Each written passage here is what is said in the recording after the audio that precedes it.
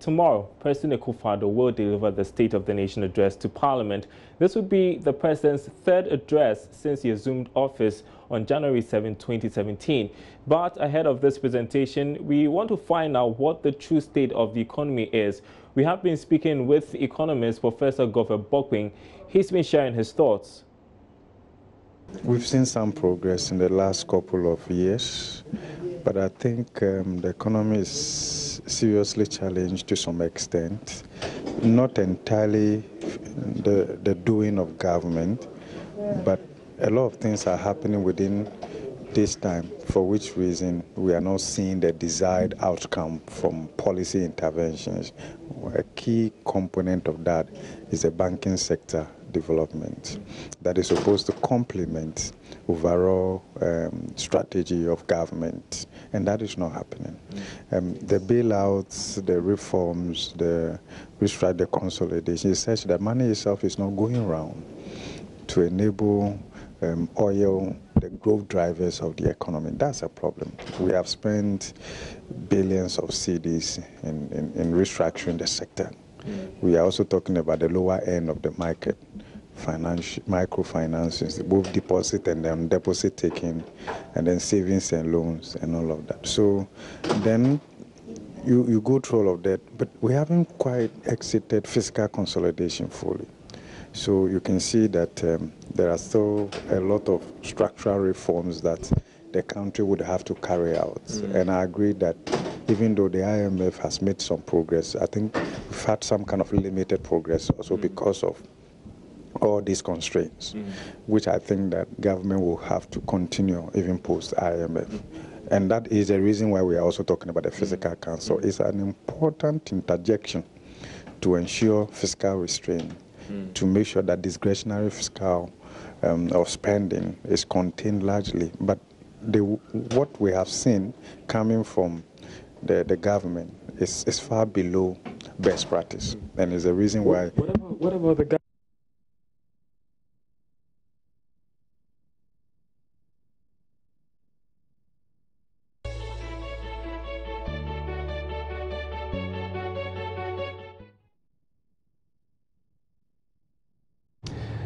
That was Professor Godfrey Bokwin there sharing his thoughts on the state of our economy as we anticipate the president will deliver the State of the Nation address tomorrow.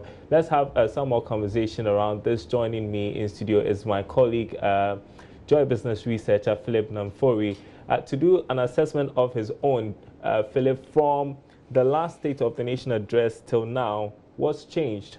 Daryl, if you look at the course of the year 2018, when we began, we had just come from our staff from the banking sector, from the banking issues of 2017 with the Youth and Capital Bank. And 2018, we saw more of them go under, and we saw Bank of Ghana go hard on its reforms. But if you check our GDP numbers in terms of growth of specific sectors, the financial services sector has not done well. It's been in negative growth for 3 consecutive quarters. And if you remember, the minority tried to pick on this and tried to suggest that we were in a recession. There was this back and forth as to what a recession actually will mean. But if you look at the numbers, there has been some negative growth in the finance and insurance part of the economy.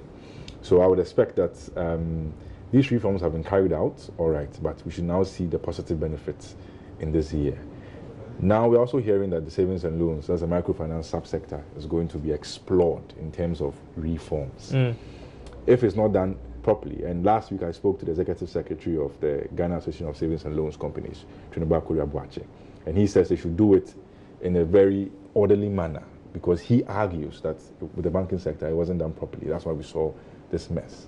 So if we don't deal with that properly, the challenges of the financial services sector in general will not be over soon. All right, so we've seen government being able to curtail inflation a bit, but we also have seen currency fluctuations. What would be your assessment of their handling of the two situations, the inflation and as well as the currency? Okay, so I think with the inflation, we've been on a downward trend for greater part of last year. And this is evident in the Bank of Ghana's monetary policy stance. Currently, the rate is at 16%. Some argued that this rate cut was too early and we should have waited a bit. Inflation is at its lowest in a great number of years. However, with the currency situation, different arguments have been advanced as to what exactly is causing this depreciation. But we should know that it doesn't happen in isolation. I would argue that there's a monetary part of it that comes from Bank of Ghana. There's a fiscal that comes from government. Because when we're servicing our debt, and it's part of the mainline items in our budget in terms of consumption of our revenue, foreign debt will be serviced in foreign currency, obviously. So imagine paying a chunk of your debt. That's an outflow in your economy. Then we also have the monetary policies of other economies and what's happening in the US, China. I know you have reported a lot about what's happening in the US and China. All these geopolitics and stuff tends to affect monetary policy decisions in other countries, which in turn impact us in Ghana here. So these are some of the arguments that go into the depreciation. But we should see from the President's State of the Nation address if it will happen, like as in if this part of the address will be made.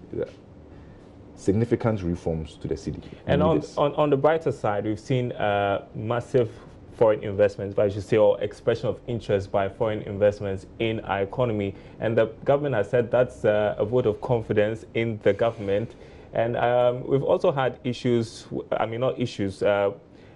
massive investments in agriculture, adding value to agric. So we've seen the government introduces one district, one factory policy and all of that, even though people think that we've not made so much progress in building those factories. Aside from the figures, numbers, and all of that, the other aspects of the economy, what would be your assessment of how government is performing over there? I think if you look at the GDP numbers, for example, agriculture, coming back down from 2014, it's gone up a bit. I think rate of growth slowed a bit in 2017, 2018, yes, but it's been all well and good generally. So I'll say yes, other sectors, yes. But we still have the dominance of the services sector in our economy. And if more efforts are put in place with the agriculture, we should see it yield more jobs. We've been running a poll. We started that about an hour ago, asking people what they made of or what they make of government's economic performance. And so whether or not you're giving government a thumbs up or a thumbs down, can we see the outcome of the poll? Yes. And what it looks like 61% of our voters so far think that government is doing a great job. 39% saying is a poor performance. Of course, this is just 1 hour into the vote, or 1 or more hours into the vote. We've got 22 hours more to go. Hopefully tomorrow we'll see the outcome of that poll. But quickly, as we round up, you think it's a fair assessment of how government has fared? Well, Darryl, I would say it's okay, given where we've come from and look at our economic landscape. I always say that we don't operate in isolation. Lots of the headwinds externally will knock us and then we are down. So it's up to us to manage it properly. But just one last thing. What I'd like to see going forward is how the political environment, given the issues that have happened last 2 weeks, how that will factor into investor appetite in our economy, because they price in political risk anytime they're looking to throw some money into our economy, if I can say so. So we should see something, or we should hear something from the first gentleman on the land with regards to that, because it affects businesses, and we don't want a state where foreign investors are pulling out because of fears of political tensions and whatnot. Philip Namfori, thank you very much indeed. We'll keep our eyes on that poll. Hopefully tomorrow we'll get the greater picture for you as to what people really think. Now, the Ghana Shippers Authority says export trade volumes for 2018 increased to 7.6 million metric tons, an increase of 24% from the previous year's figures. This was made known at the Shipping Quarter and Outlook engagement organized in Accra. By the Shippers Authority was to update the media on happenings within the shipping industry. Overall, trade performance for 2018 increased by 8%, which is 2% short of the projection for the year. This is said to be a reflection of the general international trade performance for 2018, which saw a declined growth. Experts have partially blamed the development on the ongoing trade war between US and China.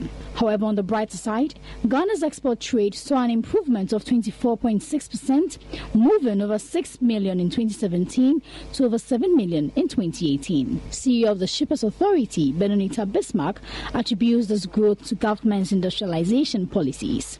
And this is is all part of government's policy and industrialization. You know, we're talking about one district, one factory. All of these things are things that government has put in place to help exporters. If any nation wants to reduce its deficit, it has to increase its exports. Ghana is import driven, but if we put more emphasis on our exports, we have so many things that we can export, and we need to add value to them. Our shea butter, there are very many organizations now, even very small ones, who are adding value to our shea nuts to turn it into shea butter and export it, as well as many other non-traditional exports. The authority also launched the Shippers app, a mobile app designed to be a one-stop shop for all shipping information. Like we said, we wanted a one-stop shop for our shippers. You know, sometimes if you need information, you may have to search on various websites, contact several places. But as it is, we've put all the agencies under one umbrella. So if you click on a button, you can see all the shipping lines, you can see all the agencies, you can see what came into the country, what went out of the country, as well as even to lodge a complaint. We have complaint centers across all the exit points in the country. So you don't need to go to a Flower or to a Lubo or to Paga or even to KIA. Just sitting behind your phone or, right in your hand, you can lodge a complaint. We'll take it up, follow it up, and ensure that you receive a solution to your problem. The Shippers app can be downloaded from the app and Google Play Store. Reporting for Joy Business, Karen Dodo. Exporters and importers will be getting a push to strengthen their activities as UMB Bank has expressed commitment to support their businesses. Acting Chief Executive of UMB, Benjamin Amenume, says the move to support exporters and importers is aimed at helping traders expand and take advantage of the ever-growing international trade market, especially after the Africa Free Continental Trade Agreement. The acting CEO of UMB was speaking at the bank's Trade and Treasure Colloquium held today in Accra. Sheila Tamaklo reports. The Trade Colloquium brought together business operators involved in export and import business to discuss related issues and how the bank can support their activities. Figures from the Bank of Ghana show that in 2017, Ghana's export was $17.1 billion, whereas import was $13.2 billion, resulting in a positive trade balance of $3.9 billion. On the back of this, the acting CEO of UMB, Benjamin Amenume, said the bank is committed to supporting their customers to take advantage of the growing international market. As you may recall, Ghana's exports agriculture and manufactured products to European Union markets were given status of duty-free and quota-free access under the Economic Partnership Agreement, EPA. Moreover, the Republic of Ireland also signed a double taxation agreement with Ghana in a move seen as important step towards increased trade. We are of the view that with some concerted efforts from all stakeholders, Ghana will emerge as an African powerhouse for exports. In that vein, we at UMB relish the privilege to present to you the opportunities and conveniences of our tailor-made export products we offer you.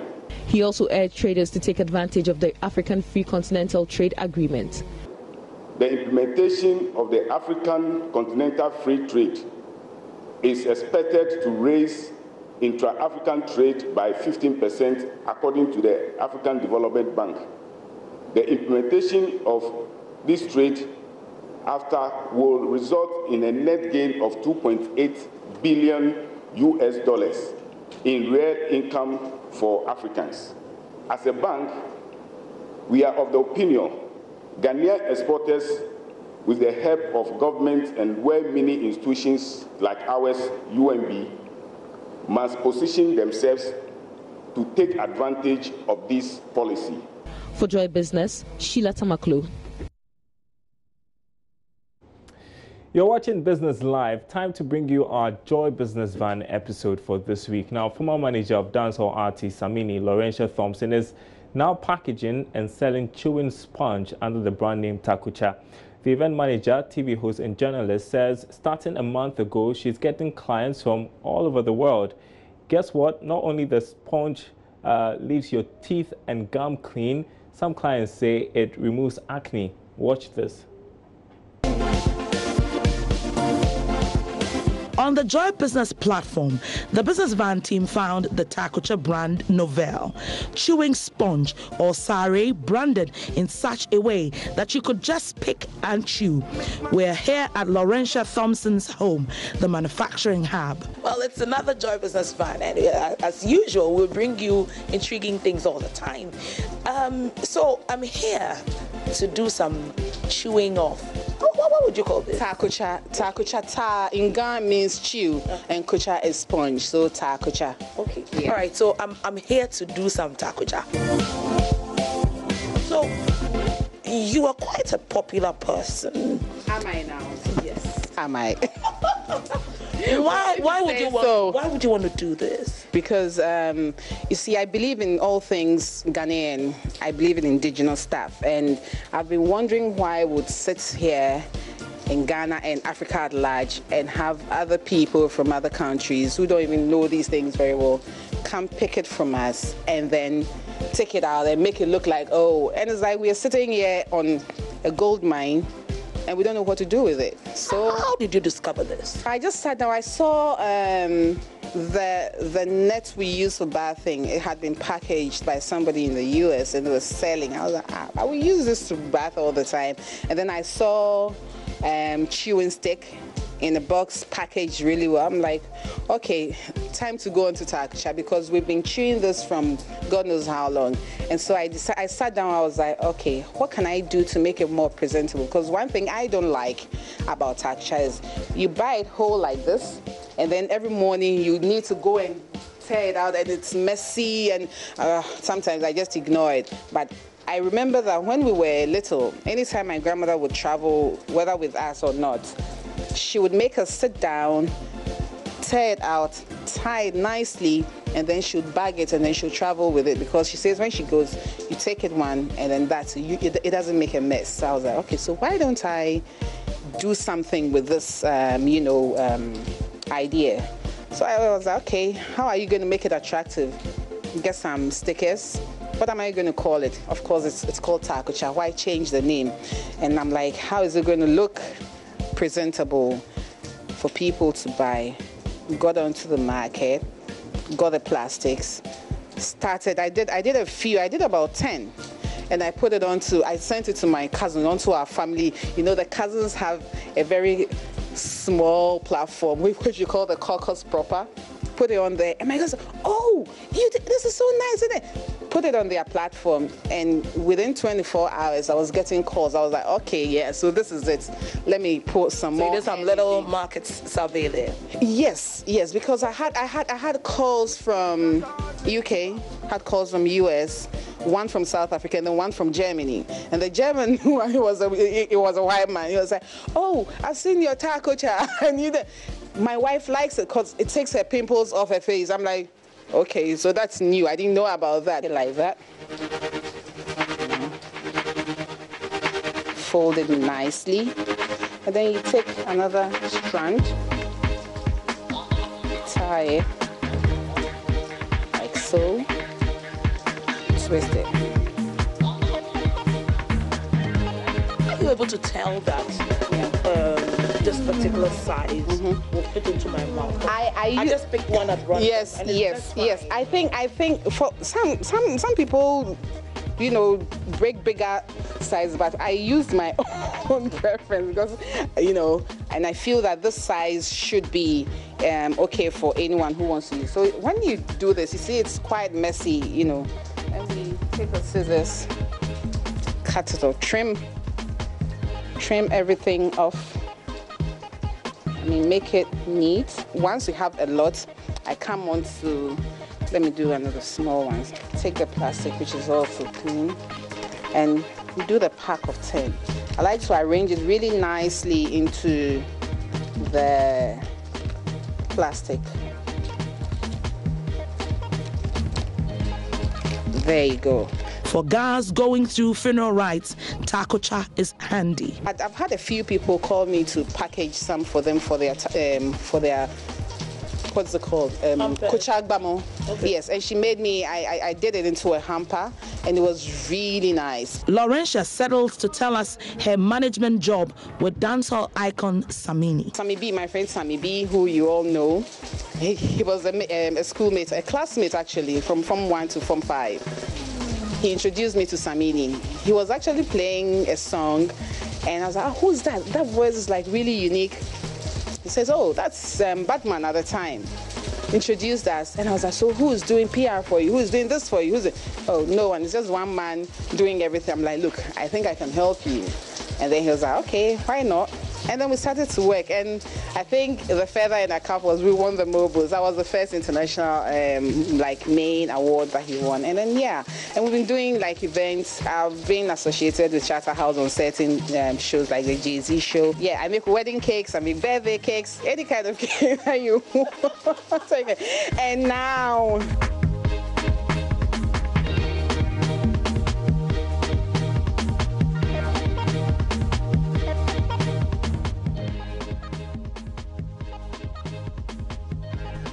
well, thanks for watching. That's our program tonight. We are back same time tomorrow. Do stay tuned to JoyNews. My name is Daryl Kwao.